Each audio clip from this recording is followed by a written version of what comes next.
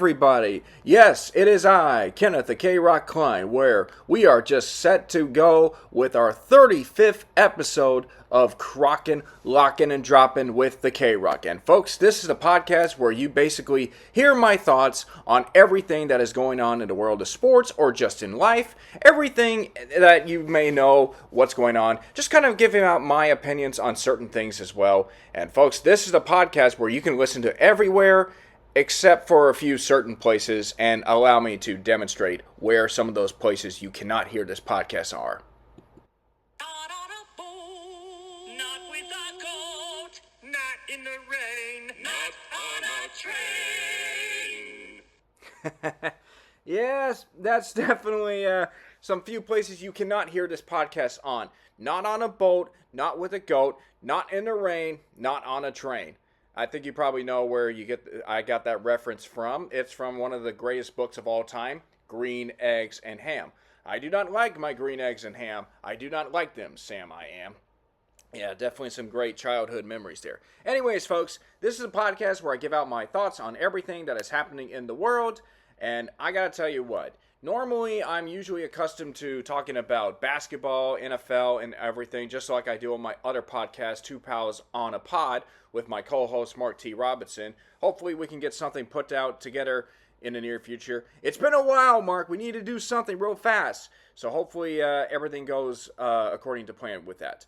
But this time, folks, I've decided that I'm going to be talking a little bit of baseball right now. Yes, we are approaching MLB playoffs, and it's definitely a very exciting time, but also a very stressful time, because I like to think that the postseason in the MLB is probably the most nerve-wracking postseason of all time. I know there's a Stanley Cup playoffs and all that, but hockey is definitely a very close sport where anything can happen. It's the same thing with baseball, so you just never really know. So we definitely are going to be talking about that.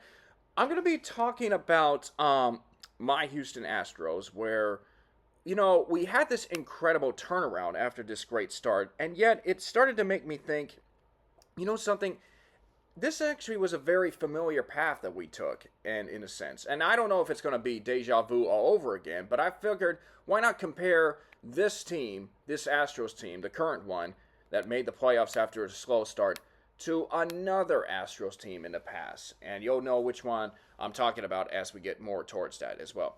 And then we're going to be talking about the Dodgers and the Yankees. Which team do I think is under the most pressure to win it all this year? And will either of them win it all this year?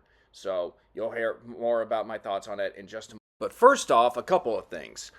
First off, there is a team in the Major League Baseball that is about to make their return to the postseason, and that, of course, is the Detroit Tigers. Yes, the Detroit Tigers, for the first time since, I want to say 2013, are back in the postseason. And as of right now, they are the hottest team in all of baseball. I think over the last 40 games, they've kind of gone 30-10 or something to that extent. But what a remarkable turnaround for the Detroit Tigers. Certainly a team that actually was out of the equation. Did not think that the Detroit Tigers were going to make it to the playoffs, because obviously in the AL Central, you had the Minnesota Twins and, of course, the Cleveland Guardians, who are both two really good teams.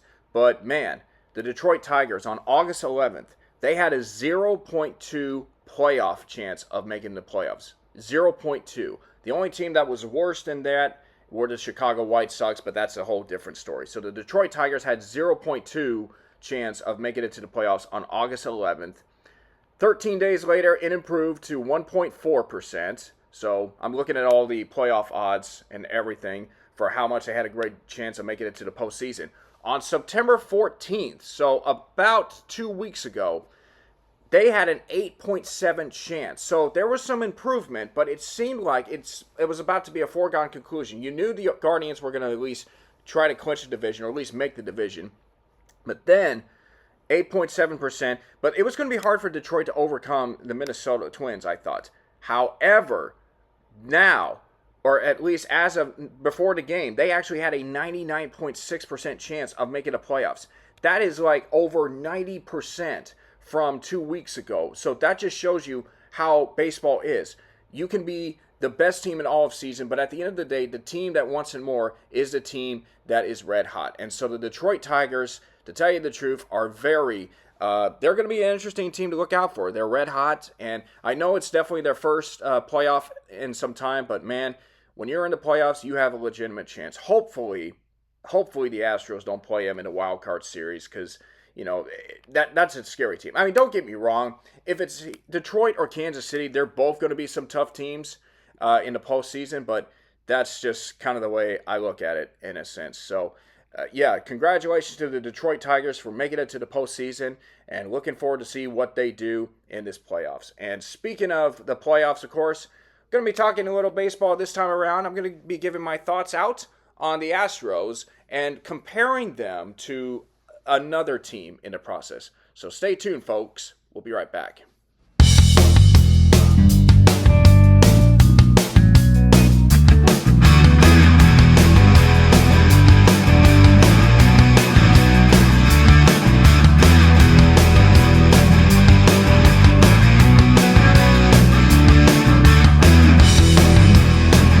So, if you recall my last episode, I did a Manning cast version of the final inning of the Astros clinching the American League West Division Championship over the Seattle Mariners, and it was real exciting just for them to get the last out, and now to know that they'll be making it in the playoffs for this upcoming season, and it should be a real interesting run.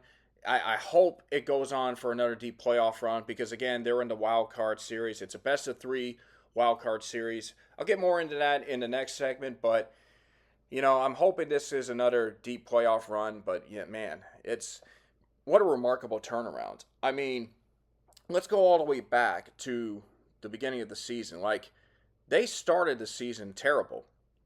Like, they were so terrible. Like, they lost 5 of their first 6 games at the start of the season, and you start to wonder what's going on here. I mean, the team obviously was coming off a disappointing, heartbreaking championship series loss to their bitter rival, Texas Rangers, and I still want a rematch with those guys in the near future. But anyway, they were coming off a bitter loss, and everyone was starting to wonder what's going on. Like, is this really going to be a great season, or are we having some problems here? Because really, the Astros in the offseason, they signed Josh Hader to be the team's closer, and early on, he was not pitching up to his performance. Like, the guy was just struggling. He wasn't getting outs, and many people were thinking, oh, it's just, a terrible, contract that they picked up, this pitcher and all that. And the losses were just picking up, and they just kept picking up, and, after April, the team was sitting at 10-19, which, it's not the best start. You don't want to be in that position, but, there's a lot of baseball left to be played, and so you're hoping that you can turn things around. But then, on May 8th, against the New York Yankees, the Astros lost 9-4. That put their record at 12-24. 12 games under 500, 8.5 games out of the, behind. They were 8.5 games back in the division, and they were like, literally, it was not looking good for the team. It was horrible. And you start to think to yourself, well, maybe this isn't really going to work out this year. Maybe, the team's just not, kind of run its course as in this golden era. I mean, this dynastic run is probably going to come to an end. Or you're also hoping that maybe this is just a one-off year. Because if I recall correctly, the Texas Rangers from 2010 to 2016 were the best team in the American League West Division. But they had a few years where they either didn't win the division or they didn't make it to the postseason. But one year that I remember was in 2014. And the reason I remember that year was because that was the year that the Astros, who avoided going 4 straight 100-loss seasons, actually finished with a better record than the Rangers did. But the reason why was that the Rangers just had a lot of injuries. And the Rangers were able to get healthy the next year, and they were able to win back the division for the next 2 years. And, as they say, the rest is history. But anyway, I was thinking about that. And, the Astros did have some injury concerns, obviously, and pitching just wasn't at its forefront. And so you're starting to think that, okay, this is probably not going to work out. Then we go right to June 18th, in a 2-0 loss to the worst team in baseball, the Chicago White Sox. They were 33 and 40. 10 games behind the Seattle Mariners. 10 games. 33 and 40, 10 games behind the Seattle Mariners in the middle of June. And you say to yourself, this is not looking good for that matter. Maybe this is just a one-off year, but hopefully we can maybe make some run at it, just turn it around, and not win the division or not care about making the playoffs, but just finish with like a winning season and everything. But you just felt like the hopes of the team were grim. Now, you just felt like they hadn't played their best baseball yet, but if they wanted to start winning and start turning things around, they needed to do it at that moment, and they needed to go right then and there. So then you have a situation up in Seattle where supposedly the Mariners had just won the game, and Cal Raleigh was being interviewed by their TV broadcasts up in Seattle. And, in the midst of all the excitement of the Mariners winning this particular game, he said, "It's a good day when the Astros lose."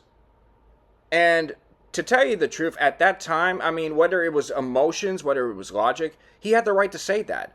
Cal Raleigh had the right to say that because, again, Seattle was up 10 games over the Astros in the divisional lead, and things weren't looking pretty for Houston. But, as we know, that might have bit him in the butt. That might have been karma striking. He might have gotten ahead of himself. I think Seattle might have gotten a little bit overconfident.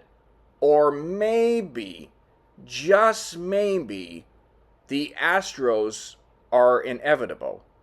Maybe. Well, let's just say that the Astros were able to turn things around, and by July, 1 month later, they overcame a 10-game deficit and took the lead in the division. Then they battled back and forth with Seattle and all, trying to, take control of this division and everything. And then by August 12th, they were able to get the division lead back. And from that point on, they've never relinquished it. And then, of course, they ended up winning the division. So, the Astros with one of the biggest turnarounds in all of baseball history. Now, where does that rank in terms of all-time collapses or comebacks?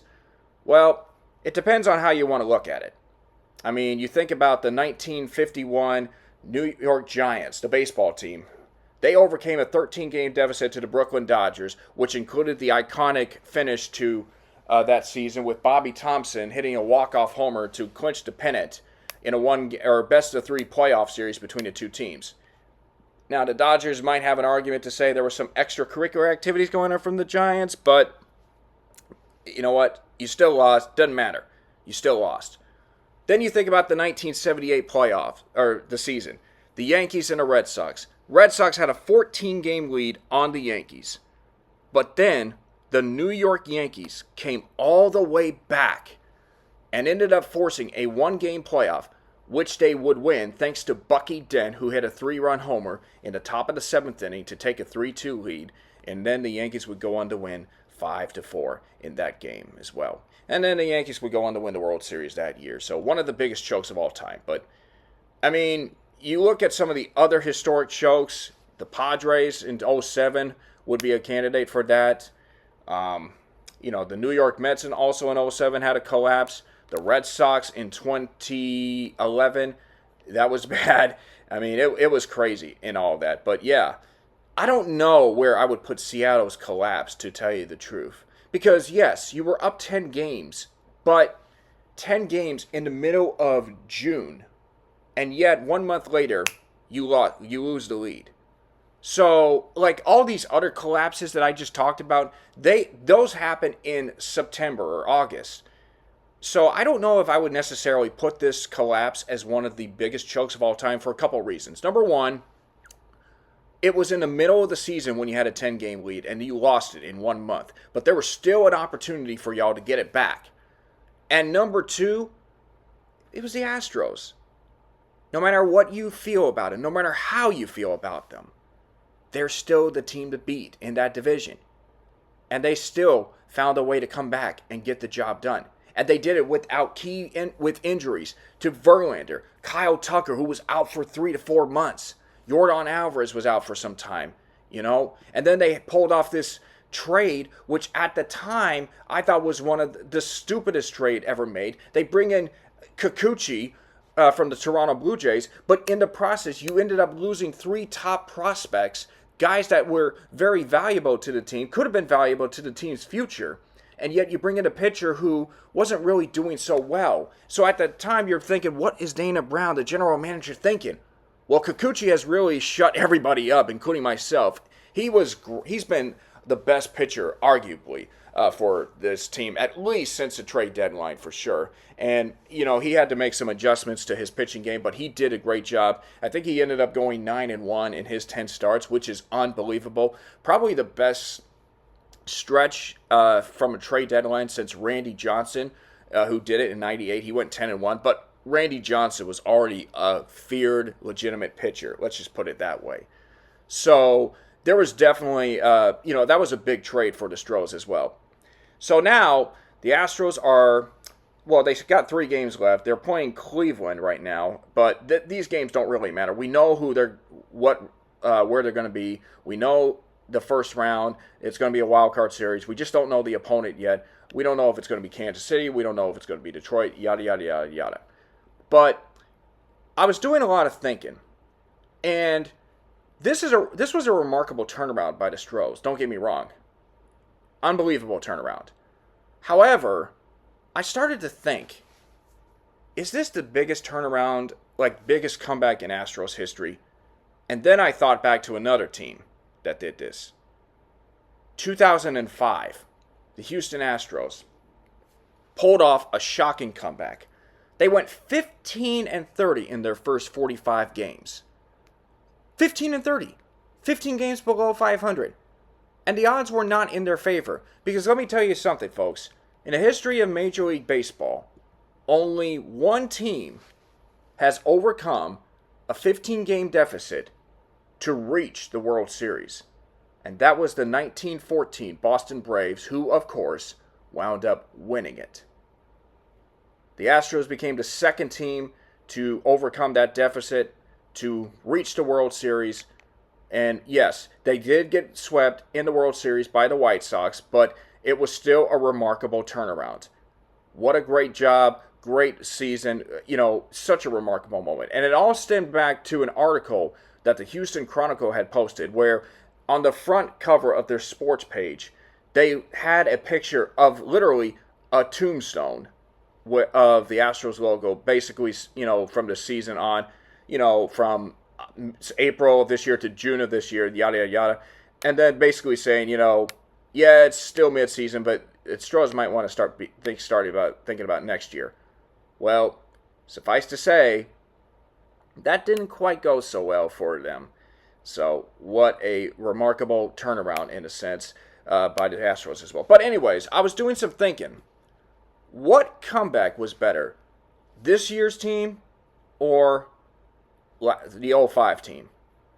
And it's really hard for me to judge on that at this point because, number one, we don't know how this season will continue on for the Astros. Will they get it back to the World Series? That's going to be hard to decide. Will they, fall in the first round? That's going to be hard to decide. You hope they don't. You hope they get back to the ALCS. You hope they can get to the World Series just so they can prove it to people once and for all that they are and should be considered a legitimate dynasty. And I still say they're a dynasty, and I know that there's people that call them a dynasty, but hey, winning a third one would elevate it in a sense.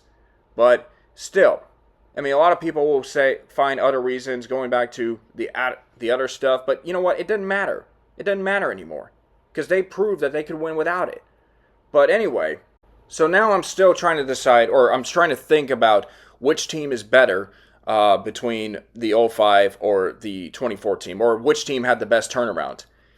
And I had a conversation about this with my brother, and he and I both agreed on certain points of the two teams as well. And this is where I think there are some differences of that situation. So let's start with the 2005 team. Why was the 2005 team better, had the better comeback than the 2024 team? Well, For starters, as I said, they were 15 games below 500 at 15-30. I mean, literally, if you're 15 games below 500, odds are you're done. Your season's pretty much over, even depending on where the month is. Like, yeah, it's May and June. There's really no chance. I mean, you might still have a legitimate chance, but you have to have a lot of things go right for you. You need to win your games, but also the teams in front of you need to drop the ball, start losing. So that was one thing. Number two, there were no expectations.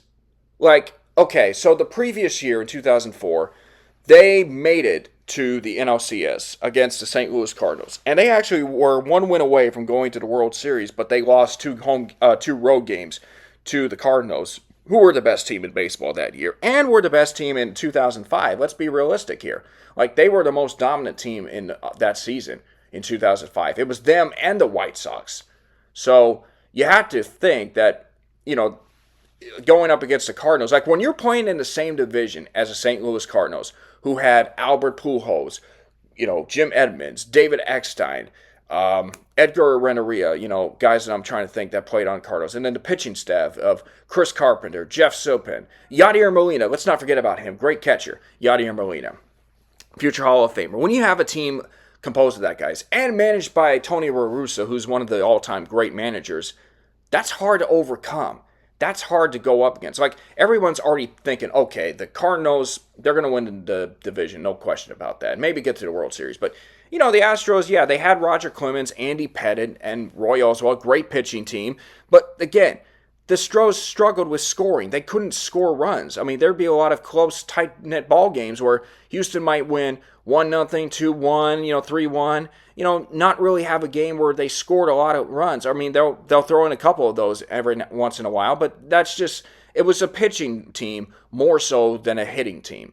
So, in a sense, you had those guys, that Astros team was just not as legitimate of big threats. Because, again, you're playing in a very tough division with the St. Louis Cardinals, but you're also a team that isn't known for scoring. And by this point, Jeff Bagwell, he's not the same Bagwell as he was from the previous years. He got hurt for most of the season. Lance Berkman started the season on the injured reserve list, but then he came back and was able to finish the season.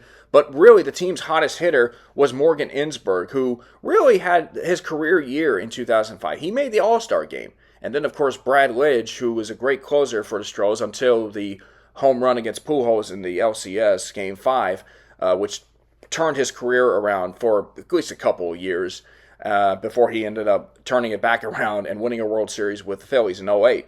And then Craig Biggio obviously was still a big factor there. So, yeah, I mean, we're talking about a team that it's a team that really wasn't good. They weren't the best team on paper. They weren't the most talented. Yeah, they made it to the NLCS last year, but nobody was really expecting them to make another deep postseason run, despite having two pitchers who I believe should be in the Hall of Fame. I know that, their tie-ins to the steroids situation is going to keep them out, or at least has kept them out off the ballots, which I think is ridiculous. I think Major League Baseball needs to get their heads out of their you-know-what and, just focus and just put them in. You don't have to do a ceremony and all that. You could just put them in different ways. But that being said, this team was not a really great team on paper, but yet they got hot at the right time. They got hot at the right time, and before you know it, they're in the playoffs as a wild card team. And that brings me to my third reason, and the third reason is the playoff format. Back in 2005, it was 4 teams from each league, the National and the American League. You had the 3 division winners, plus the team that had the best record outside of those 3 division winners. And fortunately, the Astros were able to just get in over beating the Cubs to clinch that last spot in the wild card. So it was a very tighter situation. So clearly you had the case where the Astros needed to turn things around. They needed to win. They needed to have breaks go for them. But they didn't have a lot of expectations, especially at that moment. And there were only few slots for you to get in to the playoffs. So now we fast forward to 2024. They were 12-24. Maybe a little fortune, maybe a little sign or an omen, I don't know. Hopefully that's the case, but I don't want to get too excited about that or think too much about it. But anyway, they were 12-24, and the reality is there was definitely a lot of expectations. Like, this team is expected to win the division, get back to the LCS, make it to another World Series, and hopefully win another World Series. And whether this might be the last go-around for this team, or maybe they'll have another couple runs, we don't know. But the bottom line was, this was a team that had a lot of expectations. And yet, early on in the season, they were not getting it done. They weren't focused. They just weren't able to get themselves on track. So you have to think that this Astros team, you were still out there. People were still concerned, and they still feared the Astros. When you think about the Astros, it's no longer the team that was involved in a controversy. It's the most feared team in all of sports. They may not be as flashy as the Yankees or the Dodgers. They may not be the media darlings as well, but they're still out there. They're still out there. And hopefully they get respected in a way, even if people don't want to admit it right now. But they're still out there. You knew they were out there. You knew they had yet to hit their stride. They said that they were inevitable, at least. Now, I don't know if that's going to be the case this year, but we'll see. But they always found a way to come back. And they did it even when some of their best players were injured. And they, of course, you were missing out on some other key pitchers who were out with, Tommy John surgery. Guys like Lance McCullers, Luis Garcia, Christian Javier, who was part of a historic no-hitter in the World Series a couple of years ago. He was out for the season. So they had a lot of injuries, and yet they still found a way to get the job done. Joe Espada had to fill in some tough shoes, following in the footsteps of Dusty Baker, who retired the previous year. And yeah, he wasn't perfect. He got off to a horrible start, but he kept his course. He stayed calm. And even with everybody criticizing him, calling him a clown, and just doing all that, he still found a way to get that team into the playoffs. And that's where they are now. Now he's just got to figure out how to build a team that is best suited to get themselves another postseason run going. But this team was pretty much inevitable in a sense. So, look, I can't judge this team compare the 24-05 team in terms of, what happens. Because let's be real. Depending on what happens in the 24's team, this team was better than the 05 squad. But that's why, in my opinion, if you ask me which comeback was better, I'm picking the 2005 Astros for now. If the 24 team ends up going to a World Series, I'm probably going to put 24 over 2005. But for right now, it's 2005 with the best turnaround in history. Simply because they were 15 below 500, no expectations, and there were only 4 teams in the playoffs. And, oh yeah, let me put this out for the 24 squad. You had 7 spots in the playoffs for either side. So clearly, if you didn't win the division, you were guaranteed, or you had a chance to get one of the 3 spots in the wild card series. And right now, it's looking like, the American League East or Central Division will have at least 3 teams in the playoffs. The AL East is having 2, I think they're having 2. And then, of course, actually it's 6 spots. Why did I say 7? I guess I'm thinking the NFL. That's probably what it was. I was thinking about the NFL. But you had 6 spots in the American League and the National League. And in the American League, it's 3 from the Central, 2 from the East, and 1 from the West. So the odds of you making the playoffs this year are far greater than the odds were in 2005. So that's why I say it's the 2005 team that pulled off the biggest comeback in franchise history to this point. So they're going to be a threat in the playoffs. Now, whether they get out of the first round, hopefully that's the case, but whatever happens will happen. So either way, it's going to be interesting to see what happens. But regardless of what happens, this team continues to show everyone why they are not to be messed with, why they should be feared, why they should be respected. Because they find ways to win games. And you have to be fearful of that. Just like the NFL is fearful of the Kansas City Chiefs.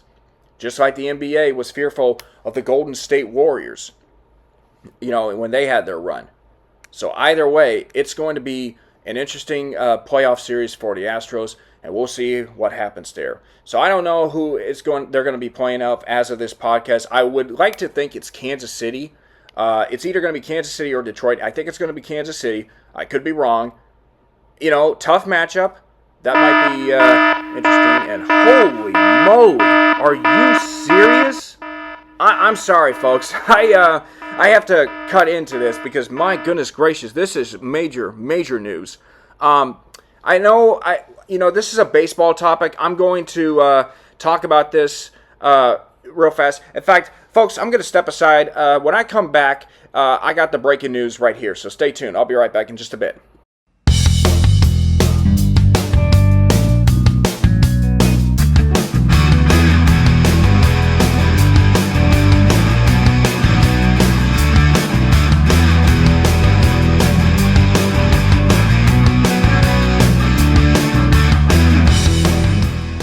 Okay, folks, I'm going to talk about my next segment in just a moment about the Dodgers and the Yankees, which team has more pressure to win the World Series for this year in just a moment. But, speaking of New York, man, I was just about ready to close out my segment on the Astros and, their chances of playoffs and the comeback that they just pulled off. And all of a sudden, I happened to see a tweet from Shams Charania. I guess that's how you pronounce his last name. The guy that was supposedly a rival of Adrian Wojnarowski, who has since, retired and has gone on to other things. Wish Adrian the best of luck in retirement. But anyways, this is a major shocker. The Minnesota Timberwolves are nearing a trade to send all-star Karl Anthony Towns to the New York Knicks. I mean, seriously, the New York Knicks are getting better. The Knicks, who are, for years, they've been such the brunt of the jokes for that matter. It's been so bad that Spike Lee can't even root for the Knicks right now, but he has since starting to root for the Knicks. And, oh man, Karl Anthony Towns from the Minnesota Timberwolves, that is, wow. I mean, that's shocking. Because I really thought that Minnesota, if you want to win a championship, you need to have him alongside with Anthony Edwards. But seems like the New York Knicks have some kind of deal in place. And it's a trade package. Oh my goodness gracious. This is more news from Shams. The Knicks are nearing a trade to send package around Julius Randle and Dante DiVincenzo to Minnesota for Karl Anthony Towns. Oh my gosh. That's ridiculous. The New York Knicks are serious.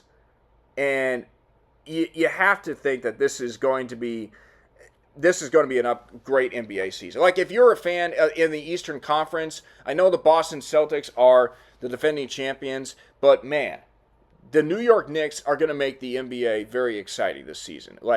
We could talk about the Celtics. We could talk about, the Lakers still, with LeBron James and J.J. Redick, who is now the head coach of the team. We could talk about that. We could also talk about Philly. And look, I like to throw in the Rockets as well, but I'm not going to hold them to a high standard as well. I hope they make the play-in, but we'll talk more about the NBA later on. We can even talk about Victor Wembanyama, and what the Spurs are going to do for this upcoming season. So it's definitely going to be very exciting, but oh my goodness gracious. Karl Anthony Towns.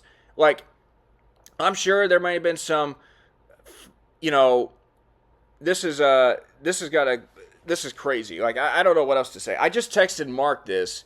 I just said, just doing my solo podcast, and I'm seeing at the Knicks, or I should say what the Knicks are doing, and he's like, I got to check it out. I'm slowly starting to get it to a point where I'm watching games again. I guess he hadn't watched basketball in some time, but dude, I am shocked. I cannot believe the Knicks are actually doing this. Don't get me wrong. I think this is a great move for New York. I definitely think that they needed another player to help around Jalen Brunson. Yeah, it sucks that you're losing some key role players, but hey, if you're in a position that you feel you need to go win a championship, guess what? Go get a superstar talent center. You can't get Joel Embiid because he's, with Philly and he's kind of getting hurt there. And really, there's not really a dominant, Jokic is the most dominant center, but then you had a guy like Giannis, who's with Milwaukee and probably going to be there for the rest of his career. But really, the only player that would be a perfect center outside of Nikola Jokic is, Karl Anthony Towns. So I do think this puts the New York Knicks in the Eastern Conference forefront, and I'm going to be talking more about the NBA later on, so we'll see what happens there. But anyways, folks, I apologize for the breaking news story, just in case, but yeah, I was just shocked about it as you. So anyway, we're going to step aside for a moment. When we come back, I'm going to be breaking down the Yankees and the Dodgers and the pressure that both teams have. So stay tuned. We'll be right back.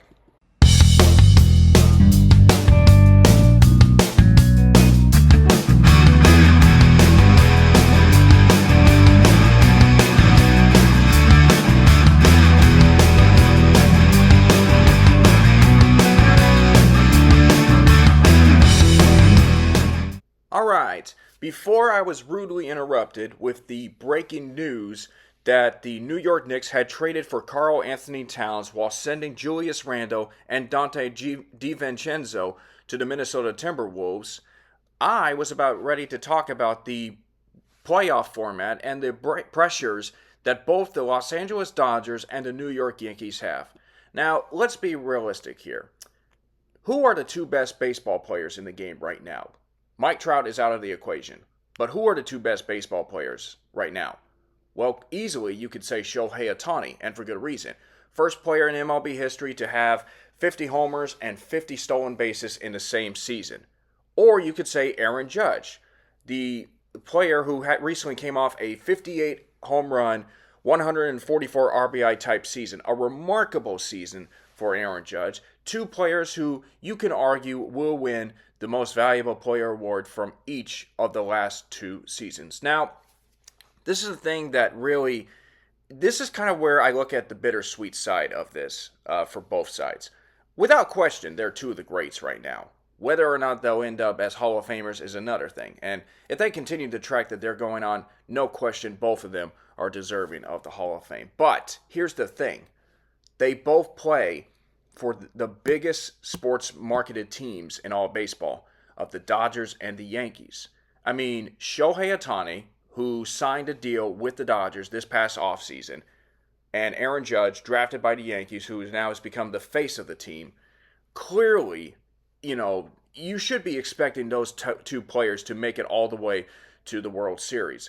And I think the problem with baseball from the whole marketing situation is that they haven't had a true face, like a true individual face, superstar caliber player make it all the way to the World Series. I think the closest we had in the last few years was Bryce Harper, who used to play for the Nationals, who was really an up-and-coming player, great all-star, had some good seasons with them, but they never could get past the divisional series. Once he ends up going, the Nationals do win the World Series, but then he signs on to join the Philadelphia Phillies, and he leads the Phillies to the World Series, where they, of course, lost in 6 games to the Astros in 2022. But that was probably the closest we had to a superstar caliber player making it to the World Series. Now, we've had a dynasty team won a couple of championships and become the most feared and the most resilient team.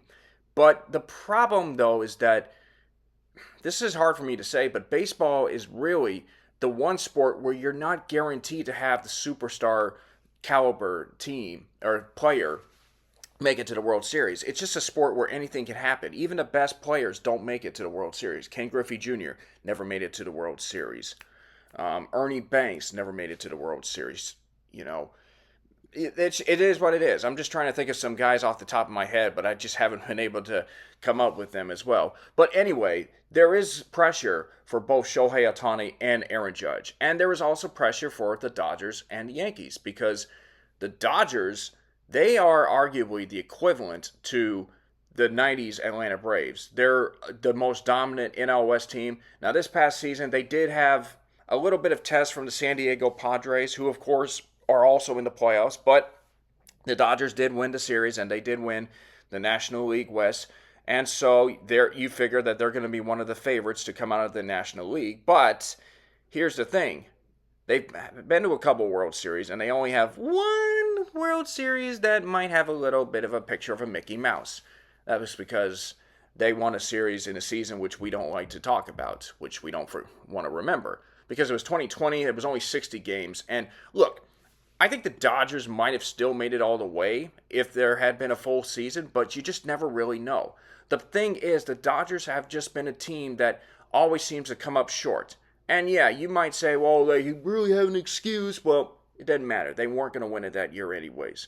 They have not been able to execute and develop into the player or into the team that everybody expects them to. I mean, you're buying all these players, you're buying all the big names, and you are trying to make it at least as an entertaining team. You're trying to make it like the Showtime Lakers, in a sense. Well, I'm sorry, but the Showtime Lakers, they've only won 5 championships during the 1980s, and you've only got one dink title in your arsenal.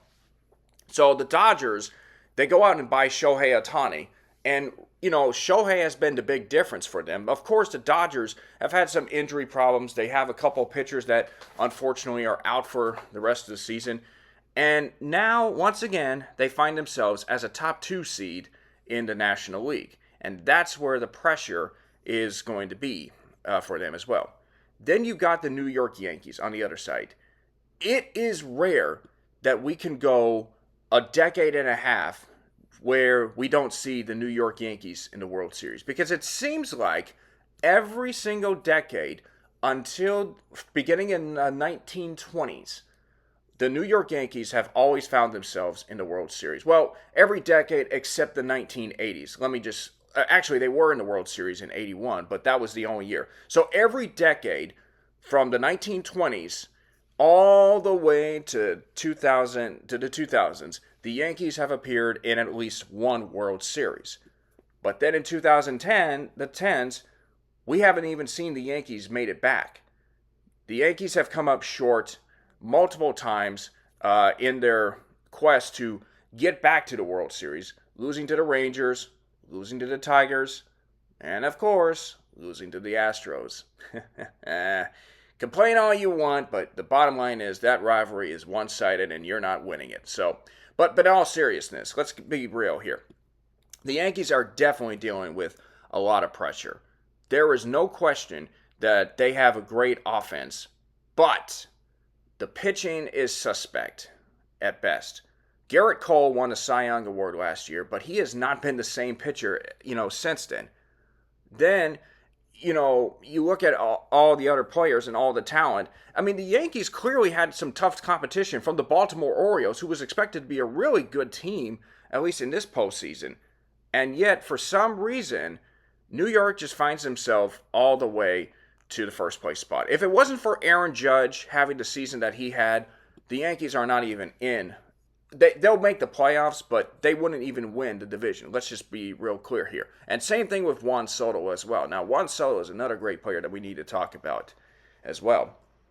But clearly, the Yankees have a great offense. They just don't have the pitching that can really be of good support.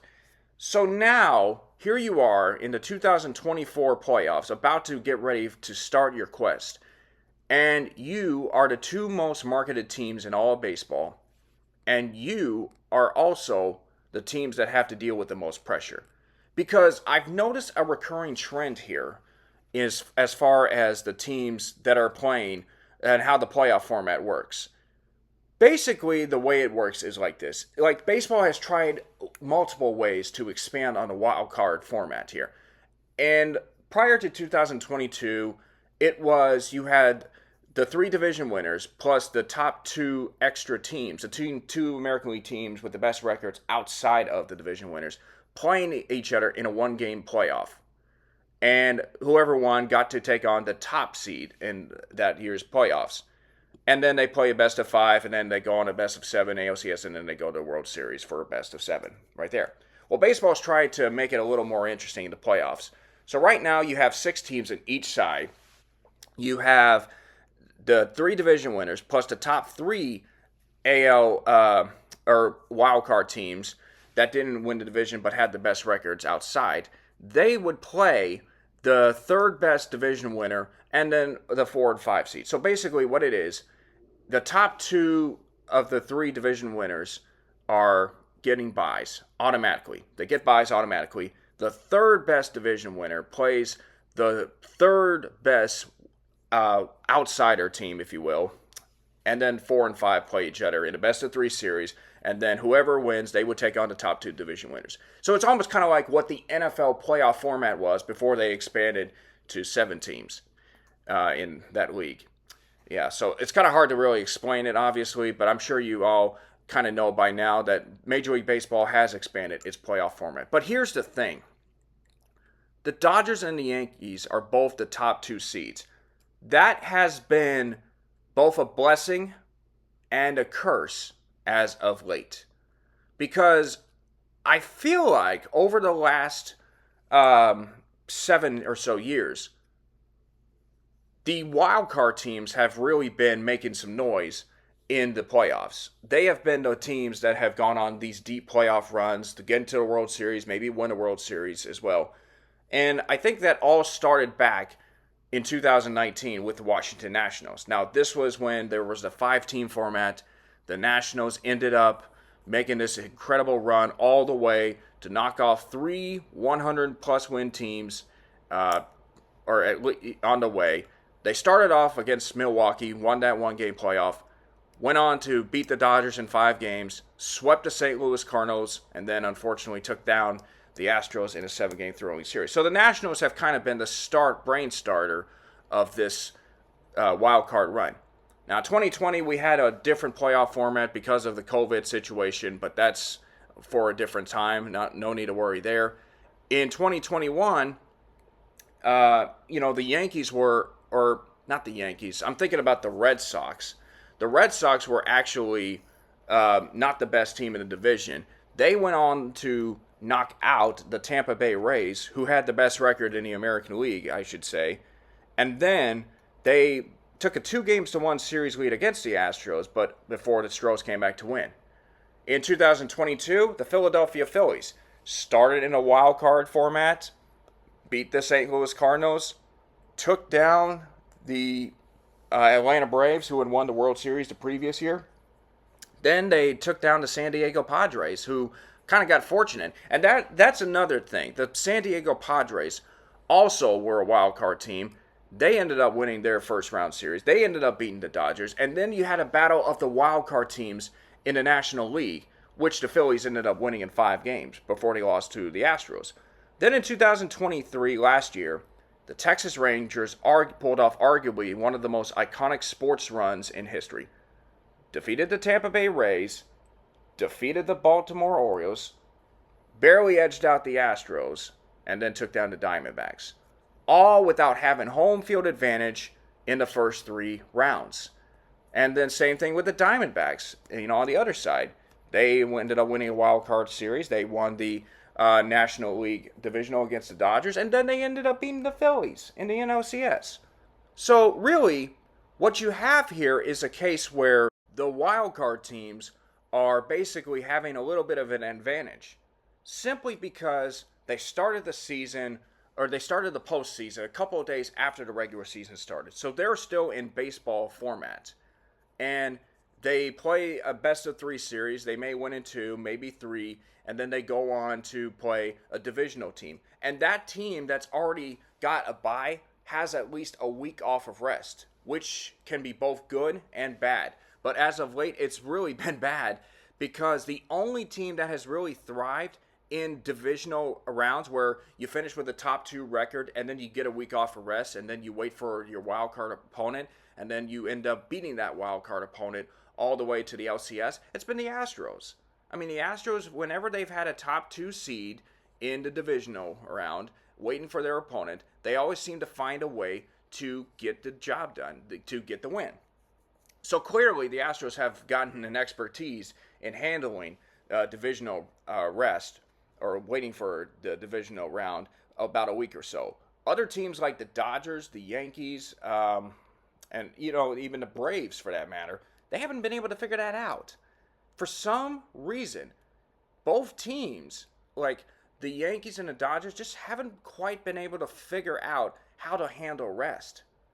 And that's really a big concern when you look back on it, because clearly Major League Baseball, I guess, created the idea that they wanted to be the most successful postseason tournament. But by doing so, you're basically putting a risk of having the best teams, the teams that is most marketed, not make the World Series. And I don't know if that was what Major League Baseball's intention was. I'm sure they wanted to see the best teams in baseball. But when they say the best teams in baseball, you're talking about the number one seed for the NL and the number one seed for the AL, or alternate B, just have the Dodgers and the Yankees in the World Series. They came close to having that happening a couple of times, but man, talk about just a real bad break. But anyway, the thing is, the Dodgers and the Yankees are the two teams that have the most pressure, because you have all these the marketed players. You have the guys that are the faces of baseball. You have Shohei. You have Aaron Judge. You have the two best players who are yet to make a World Series appearance. And the problem is the Dodgers cannot get out of the first round of the playoff round like multiple times. They just can't seem, to overcome the stigma. All this complaining about what they believe was to be a victim. They've been playing the victim role for way too long. And, I mean, it's just so sad how that franchise that has won division titles, they're becoming the Atlanta Braves of this era, where they've won multiple division titles in a row, they're in the playoffs, and, they've only got one World Series to show for it. And that one World Series, coincidentally, is in the 2020 year with the COVID-19 stuff. And it's kind of funny. The Atlanta Braves, when they won their only championship in 1995, in the era in which they were dominating, that was a year the season was at 144 games, because they were still trying to work out a deal to have a season after the strike of 1994. But that's the thing. The Dodgers are just becoming a bit of a joke of a franchise, because it seems like all they care about is attracting attention and viewers. Yes, they want to win. Yes, they have the team that should win. But they nearly collapsed this past season. They were fortunate enough to win the division because they were able to beat the San Diego Padres in the last regular season series before this one that they're playing in Colorado. But it's just kind of crazy how you buy all these players and yet you still somehow manage to lose in the NL divisional round to these teams that, really had no business being on the baseball field, but they have nothing to lose. They want to win and prove that they can belong, and they play extra hard than the Dodgers do. So that's disappointing. And then it's even more disappointing for the Yankees because there's actually pressure on the Yankees, because, hate to tell you this, you're not going to like it if you don't agree with it, but you're going to have to accept it, and you're going to have to respect it.